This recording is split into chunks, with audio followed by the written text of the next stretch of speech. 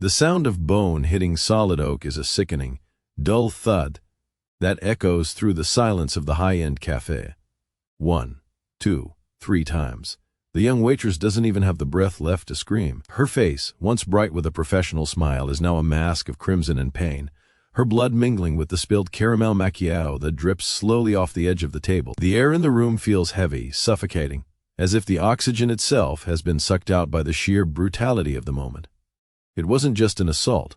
It was a public execution of dignity. In the center of this chaos stands the architect of the nightmare, a young man draped in the kind of wealth that thinks it can buy a soul. He laughs, a sharp, grating sound that cuts through the whimpering of the girl. His designer suit isn't even creased as he watches his victim tremble. Beside him, his girlfriend doesn't look away in horror. Instead, she holds her phone high, capturing every second of the humiliation for her followers, her eyes gleaming with a twisted sense of entertainment. The rest of the patrons are frozen statues of cowardice clutching their expensive bags and looking at their plates, too terrified to speak against the prince of the city. But in the far corner, the atmosphere shifts. The temperature seems to drop 10 degrees. A man sits there, motionless, like a gargoyle carved from granite. He is dressed in weathered Navy SEAL camouflage, the fabric faded from salt and sun, telling stories of battlefields far from this pampered city. He doesn't move a muscle, but his presence is a physical weight. Beside him, a massive German shepherd, a beast of pure muscle and instinct, lowers its head, a low, guttural growl vibrating in its chest. The dog's eyes are fixed on the rich boy, waiting for a single command to unleash hell. The soldier slowly sets his coffee cup down. The clink of the ceramic against the saucer is louder than the rich man's laughter. He looks up, and for the first time the prince catches his gaze. It isn't an angry look at something far worse. It is the look of a predator who has found a particularly annoying insect. The rich man's laughter dies in his throat. His hand, still hovering over the waitress, begins to tremble. He doesn't know who this man is, but every survival instinct he hasn't managed to drown in champagne is screaming at him to run. This spoiled brat just made the biggest mistake of his life. He didn't just break a girl's spirit. He woke up a sleeping lion who has survived wars he couldn't even imagine. Stay tuned to see how this Special Forces operator delivers a brand of justice that money can't buy. Don't forget to hit that subscribe button and ring the bell. You won't want to miss a single second of this cold-blooded revenge. The silence is now absolute. The soldier stands up, his tall, powerful frame unfolding with a lethal grace. He doesn't say a word, but the air around him crackles with the promise of violence. The waitress looks up through her tears, seeing not just a man, but a savior who smells of gunpowder and honor. The prince tries to find his voice, tries to summon his usual arrogance, but his throat is dry. The hunt has begun, and in this concrete jungle, the alpha wolf has just found his prey. Welcome to the beginning of a reckoning. The peaceful atmosphere of the small roadside diner was suddenly torn apart by the dry sound of shattering glass. Sophie, the young waitress with tired eyes after a long shift, stood frozen. A splash of water had accidentally stained the expensive suit of Preston Hargrove, too-eyed man known as the prince of this town. But instead of a word of sympathy, what she received was a fit of insane rage. Preston wasn't just angry. He was enjoying the feeling of trampling on someone else. He looked at Sophie as if she were a lower life form, his eyes glaring wildly under the diner's yellow neon lights. "Do you know this jacket is worth more than a year of your pathetic salary?" Preston roared, his voice dripping with contempt. He stepped closer, pinning Sophie against the bar, waving his hand adorned with a flashy gold watch in her face. He began to brag about the absolute power he inherited. "My father owns half this town. With one phone call, I can make you and your family disappear without a trace." It wasn't just a threat. It was the ultimate arrogance of a man who believed money could buy both souls and the law. But just as Preston's hand was about to land a slap on Sophie's tear-stained face, a figure blurred forward. Ryan Mitchell, who had been sitting silently in the dark corner, moved with a terrifying speed that the naked eye could barely follow. In a split second, Preston's wrist was locked in Ryan's steel-like grip. Without a wasted movement, without a shout, Ryan simply stood there, towering like a mountain of stone. His eyes were cold and deep, holding the lethal intent of a man who had walked through countless deaths. Preston struggled, but the more he tried to escape, the more he felt his bones were about to shatter under the stranger's crushing pressure. Just as the tension reached its peak, sirens wailed and Sheriff Tucker walked in. But instead of enforcing justice, he brought a harsh reality. Tucker didn't even glance at the trembling Sophie or ask what happened. He marched straight toward Ryan with his hand resting on his holster. "Let him go, you outsider," Tucker growled, his eyes narrowing threateningly. Instead of handcuffing the troublemaker, he blatantly shielded Preston, turning the victim into the criminal and the perpetrator into the victim. This scene was a sharp slice of the local government's corruption. Here, the police badge did not serve the people, but served the pockets of the Hargrove family. The arrogance of power had eaten deep into the town's fabric, creating a dark web of protection. Ryan realized that he wasn't just facing a spoiled brat, but declaring war on a brutal ruling machine. The clash at the diner wasn't just an accidental brawl, it was the first spark to burn down the curtain of false peace, signaling a bloody purge was about to begin. But Ryan Mitchell isn't just a man looking for a fight, he is a man haunted by a ghost. As the adrenaline from the diner brawl fades into a cold, numbing ache, his mind drifts back 6 months to a sterile hospital room that smelled of bleach and impending death. He remembers Maria, his wife, whose smile used to be the only light in his world. She didn't just fade away, she was extinguished. Cancer was the silent killer, but it wasn't the only thing that took her life. It was the pressure, the relentless, suffocating weight of a debt she never should have carried. You see, Maria's family owned a piece of ancestral land, Mitchell Estate, a sprawling, beautiful territory that the Hargrove Financial Group coveted for their next industrial expansion. They didn't wait for her to get better. They didn't care about the Ford drips or the monitors beeping out the rhythm of her final days. While Ryan was away on his final tour of duty, the sharks in silk suits from Hargrove were already circling. The truth is sickening. Hargrove's debt collectors didn't just call, they invaded. They harassed Maria right on her deathbed, threatening legal action and foreclosure, trying to force a dying woman to sign away her heritage for pennies on the dollar. The stress shattered her remaining strength. She died with a pen in her hand and tears in her eyes, leaving Ryan with nothing but a heart full of ash and a burning need for answers. Ryan didn't come to this town by accident. He followed the paper trail of greed straight to the heart of Hargrove's operations. This town is their stronghold, and the thugs at the diner were just the low-level teeth of a much larger monster. The fight in the diner wasn't a random occurrence, it was the first strike in a war of retribution. Ryan Mitchell isn't just a drifter anymore, he is a reckoning, and he won't stop until the Hargrove empire burns for what they did to the woman he loved. The atmosphere thickens as Ryan ventures deeper into the labyrinth of the Hargrove empire's secrets. He doesn't have to walk this path entirely alone. Behind the towering, silent walls of the city library, where the moonlight barely touches the cold pavement, a shadow awaits. It is Marianne, Sophie's aunt, a woman whose eyes carry the weight of 1,000 unspoken tragedies. She is the bridge between Ryan's cold calculation and the raw, bleeding heart of the victims who came before. This isn't just a meeting, it's the forging of a desperate alliance in the dark. With a shaky breath, Marianne reaches into her coat and pulls out a heavy, weathered envelope. This is the Black File, a collection of suppressed screams and erased histories. As Ryan takes it, the sheer weight of the document seems to chill the air. Inside lies the evidence of a nightmare that has been repeating for years. Marianne whispers of the other 6 young souls, all from the fringes of society, all broken by Preston Hargrove's cruelty. Each time, the Hargrove checkbook was swifter than the hand of justice, burying the truth under layers of gold and intimidation. Ryan flips through the pages, his jaw tightening with every name he reads. These weren't just accidents or misunderstandings as the media portrayed. They were calculated hunts. Preston Hargrove is revealed not just as a spoiled heir, but as a systematic predator who views the impoverished as disposable playthings. The pattern is sickeningly clear: target the vulnerable, strike with impunity, and let the family's influence scrub the blood from the floor. The Black File is a map of a monster's playground, and for the first time, the monster has left a trail. In this moment, Ryan's mission shifts from simple vengeance to a crusade. He realizes that the Hargroves' greatest strength, their absolute belief that they are untouchable, is also their ultimate weakness. They are arrogant, blinded by their own reflected glitter. They don't just crave wealth, they feast on the helplessness of others. But Ryan is no longer just a man looking for answers. He is a wolf who has found the scent of the pack. The hunt has officially begun, and this time, the predator is the one being watched from the shadows. The quiet click of the laptop was the last sound of peace Ryan would hear that night. Just as the shadows of the conspiracy began to take shape in his mind, The library parking lot was suddenly bathed in a violent strobe of red and blue. Sheriff Tucker hadn't just found him, he had hunted him. The betrayal hung heavy in the air, thicker than the midnight mist. The very man sworn to uphold justice was now leading the charge to silence the only witness left. Ryan realized in a heartbeat that the law in this town wasn't a shield, it was a noose, and it was tightening around his neck.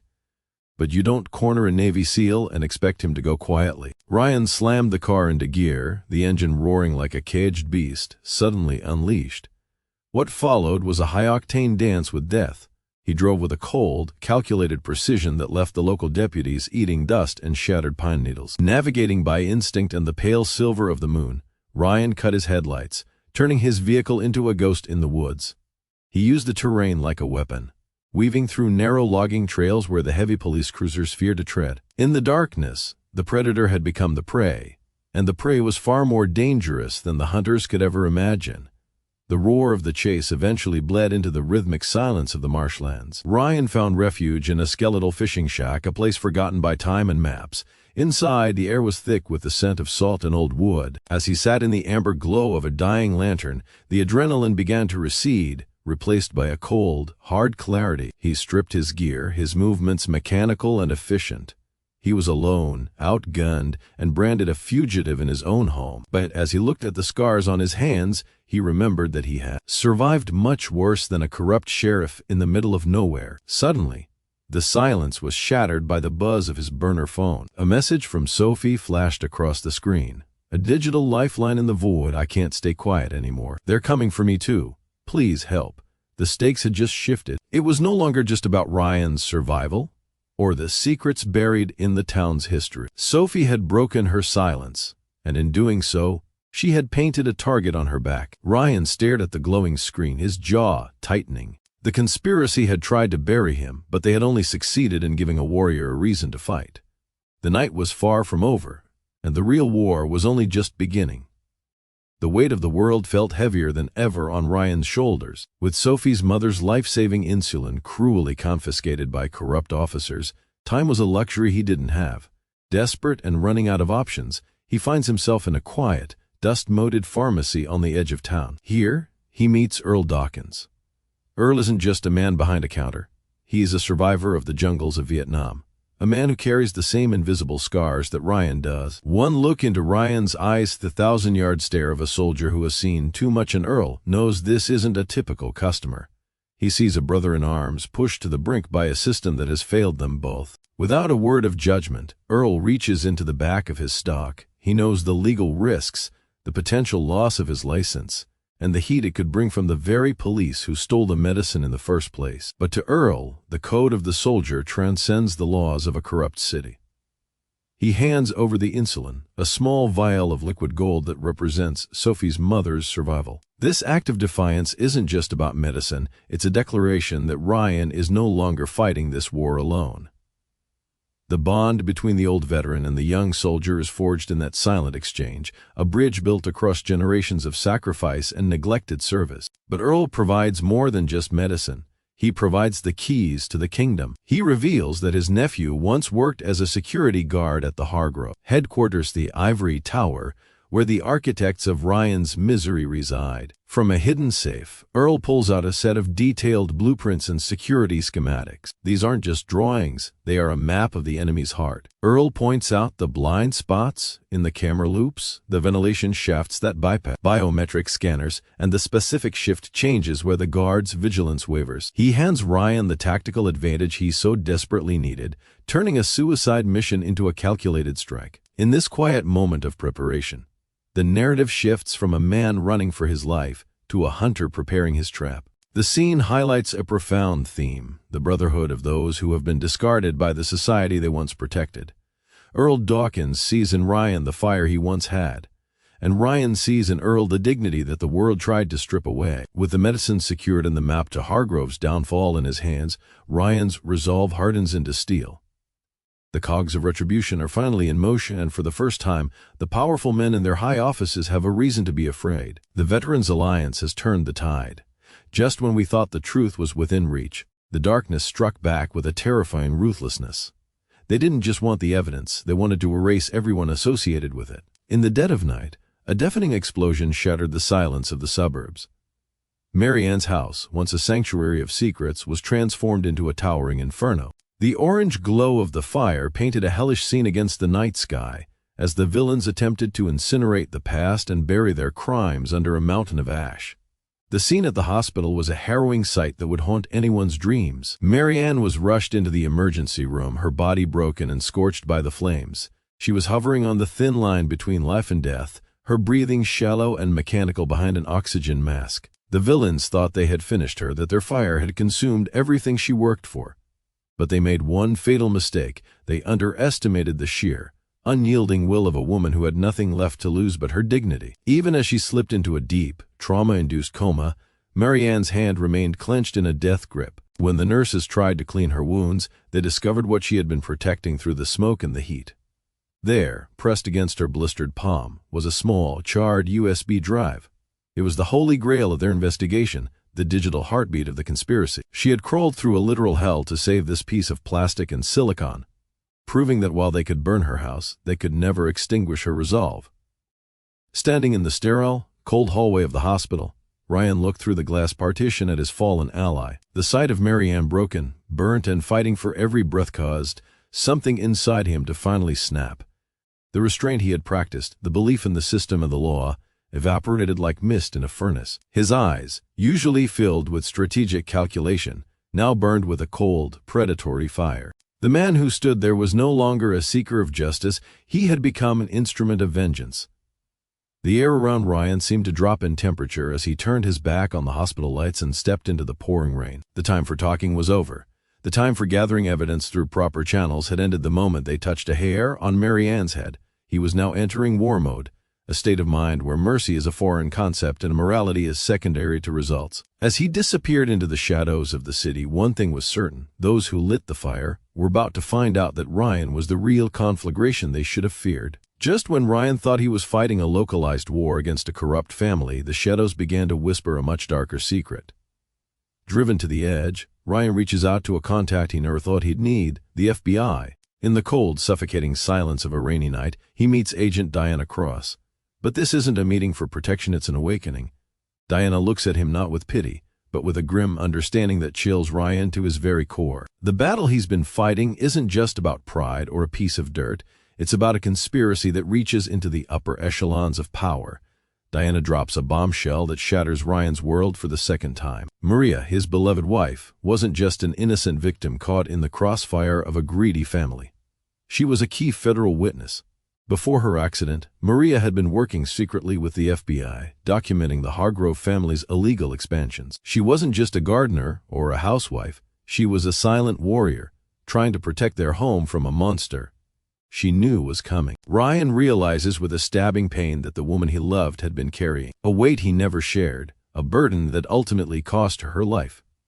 But why? Why would the Hargroves, who already own half the state, be so obsessed with Ryan's modest plot of land? Diana slides a satellite map across the table, and the truth is finally laid bare in glowing topographical lines. Ryan's land sits directly atop the Dragon's Vein, the single most concentrated shale oil deposit discovered in the last decade. We're talking about billions of dollars in untapped black gold. His backyard is the only geological gateway to an underground ocean of wealth that the Hargroves have been lusting after for years.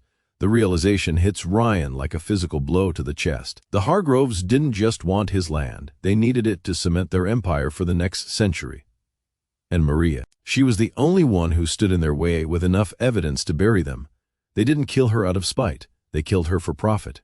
Every unfortunate event, every threat, and every drop of blood spilled was a calculated business move for the Hargrove patriarch. The land Ryan walks on is soaked not just with water, but with the blood of his wife, sacrificed on the altar of corporate greed. As the pieces of the puzzle lock into place, the grief in Ryan's heart crystallizes into something much harder and sharper, a singular, burning desire for retribution.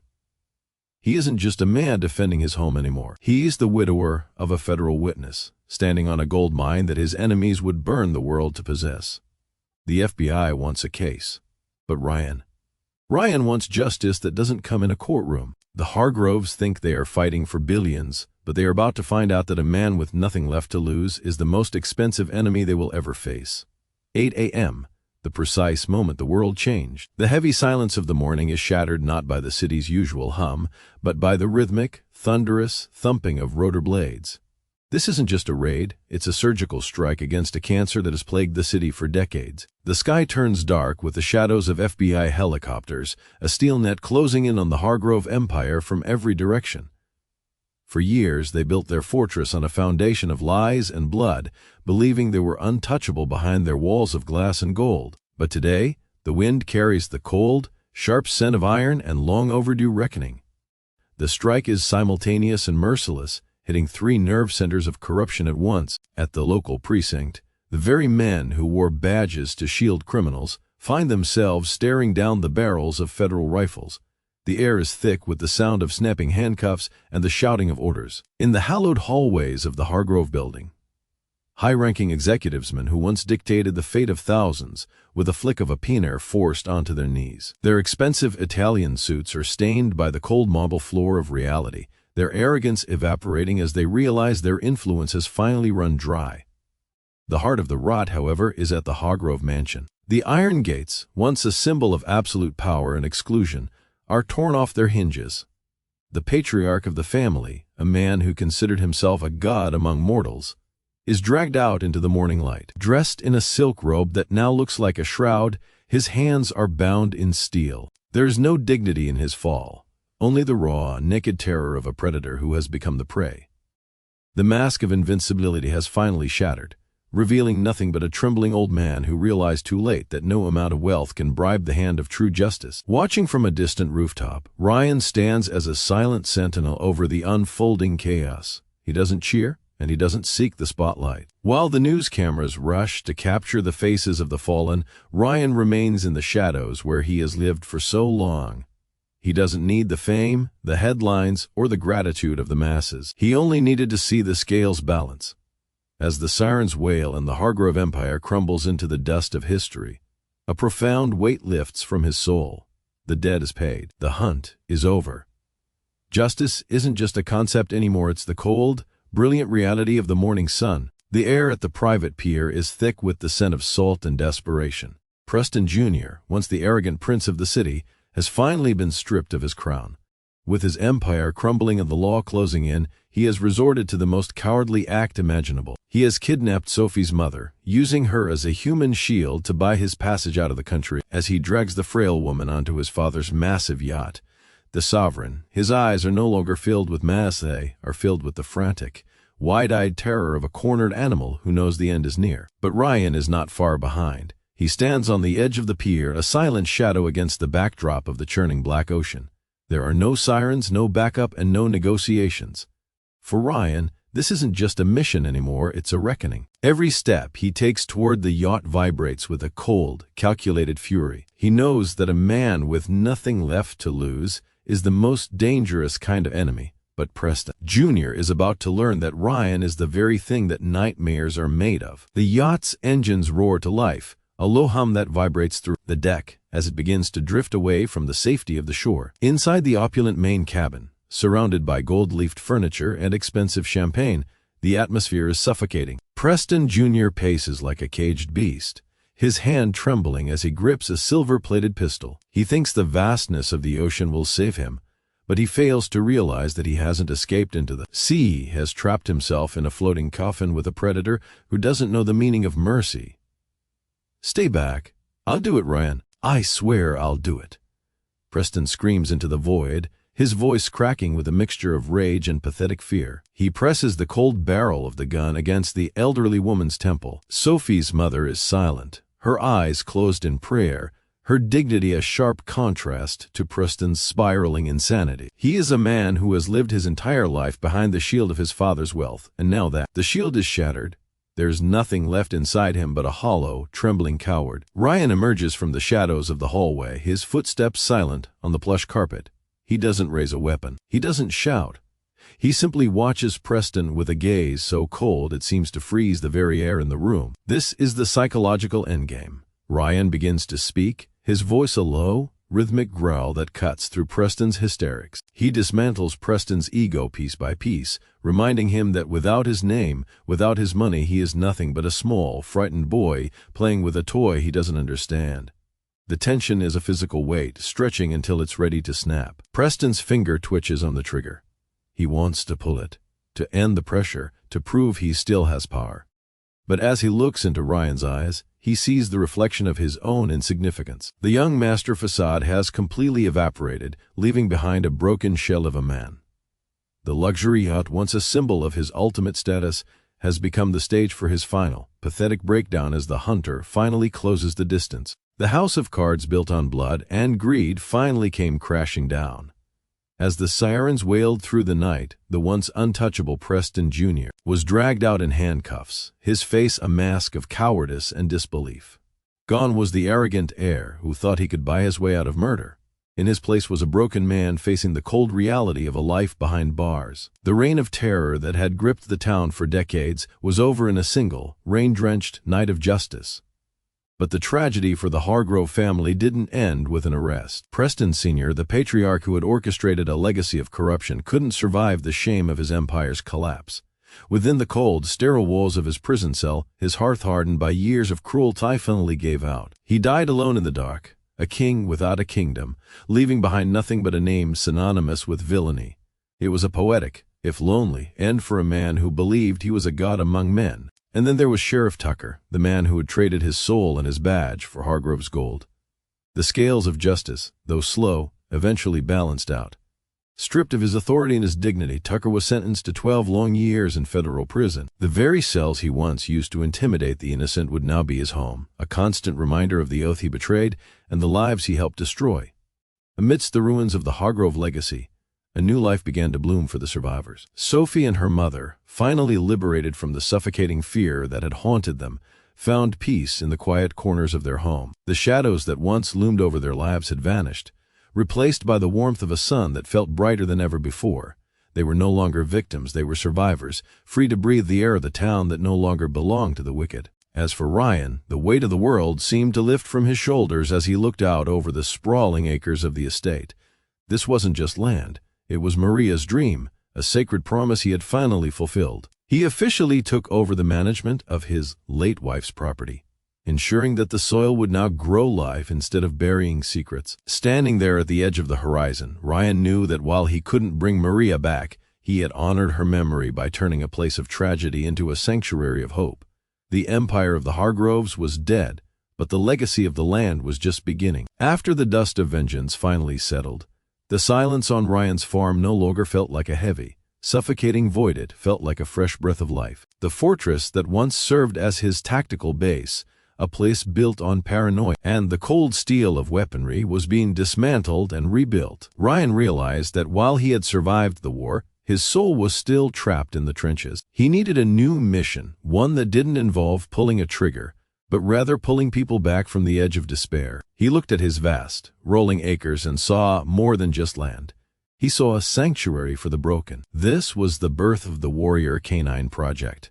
Ryan turned his estate into a world-class training center specifically designed for veterans struggling with the invisible wounds of PTSD. He knew that sometimes a human voice is too loud, and a human touch is too heavy, but the silent, steady heartbeat of a dog can reach places no therapist can. He brought in veterans who had lost their spark, men and women who felt like ghosts in their own lives, and paired them with dogs that had been rescued from high-stress environments. It was a symphony of mutual rescue, where the trainer and the trainee healed each other in the quiet rhythm of the countryside.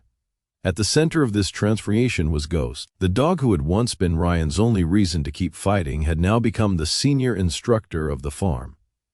It was truly a sight to behold. Ghost didn't need to bark or growl to command respect. He moved with a real, calm authority, stepping in to soothe a younger dog's anxiety or sitting silently beside a veteran during a night terror. Ghost was the living bridge between the trauma of the past and the peace of the present. He wasn't just a pet anymore, he was a soul guide, teaching every creature on that farm that their scars did not define their future. For Ryan, this journey was the ultimate redemption. The man who had once spent every waking hour calculating trajectories and studying enemy movements was now learning the subtle language of a wagging tail and a wet nose. He found that his hands, which were once only good for destruction, were now capable of nurturing life. Every time he saw a veteran smile for the first time in years, or saw a fearful dog finally wag its tail, a piece of Ryan's own shattered heart fused back together. He had finally traded the hollow coldness of hatred for the enduring warmth of a purpose that mattered. He wasn't just a survivor anymore, he was a builder of hope. Time has a mysterious way of stitching back together the pieces of a shattered world. A year has passed since the echoes of gunfire and the screams of betrayal faded into the city's concrete memory. The harsh, biting winter of their souls has finally thawed, giving way to a spring that feels more like a rebirth than a mere change of season. The streets that once ran red with the consequences of greed are now bathed in the soft, golden glow of a new beginning, proving that even on ground soaked in tears, something beautiful can still take root. On a quiet corner where the shadows used to linger, a new light shines from the windows of a diner aptly named Second Chances. This isn't just a business, it's a sanctuary. Sophie, her eyes no longer clouded by the constant fog of fear, moves through the space with a grace that comes from true healing. She manages the diner not as a boss, but as a guardian of the peace she fought so hard to earn. The aroma of fresh coffee and toasted bread has replaced the scent of gunpowder, and the laughter of regulars has drowned out the whispers of the underworld. Among the daily visitors, there is one man whose presence is as steady as an anchor in a storm. Ryan. The bond between him and Sophie, forged in the fires of survival, has matured into a deep, quiet lava relationship built not on trauma, but on the shared silence of understanding. They don't need to speak of the past to know it's there. Instead, they choose to focus on the warmth of the present. In the way he looks at her, there is a vow kept at promise to protect the happiness they nearly lost. But the most profound sign of their victory over the darkness isn't the thriving diner or the peaceful nights. It's the secret Sophie carries beneath her heart. She is pregnant. On a land that was once a battlefield, a new life is now blossoming. This child represents the ultimate defiance against the cycle of violence, a living testament that the future can be different from the past. For Sophie, every kick she feels is a reminder that hope is the most resilient force in the universe. Yet before the new life arrives, there is one final debt to the past that Ryan must settle. In the quiet of their home, he stands before a small, framed photograph of Maria. Her smile is frozen in a time of innocence, a reminder of the woman whose death sparked a war. Ryan doesn't look at the photo with the burning rage of a vigilante anymore, but with the gentle sorrow of a survivor. He whispers a final goodbye, releasing the ghost of his sister to the wind. He is no longer living for the dead. He is living for the living, ready to step out of the shadows and into the light of the family he is about to build. As the dust finally settles and the echoes of gunfire fade into the wind, we are left with more than just a story of survival. We are left with the profound realization that the greatest strength doesn't lie in the caliber of a weapon or the precision of a strike, but in the quiet, unbreakable depth of a person's soul. Ryan's journey was never just about dismantling a criminal empire or escaping a death trap. It was a testament to the fact that even in the darkest, most corrupt urban jungles, the light of human kindness can never be fully extinguished. It is the courage of those who refuse to look away, the strength of those who choose to protect the innocent when it would be easier to walk away, that truly shapes the destiny of our world. This story serves as a haunting reminder of a timeless truth: the world is not destroyed by those who do evil, but by those who watch and do nothing. Throughout this saga, we witnessed how silence can be a poison,